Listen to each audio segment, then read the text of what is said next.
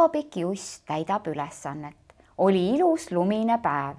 Päkapikk Juss oli väga rõõmus, kuidas lapsed sellel aastal käitusid.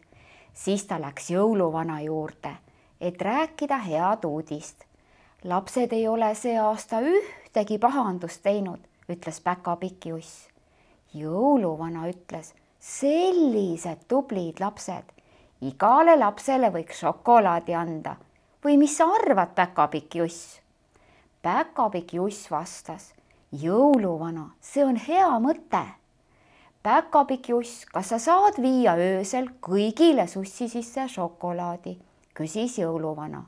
Muidugi, jõuluvana, viin ära, ütles Päkapikk Juss. Saabus öö. Päkapikk Juss pani koti valmis ja asus teele.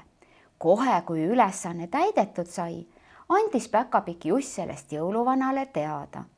Jõuluvana kiitis Päkapikk Jussi tubli ja kiire töö eest. Hommikul, kui lapsed ärkasid, jooksid nad kohe sussi sisse vaatama ning nad olid väga rõõmsad, kui leidsid sealt oma lemmikšokolaadi.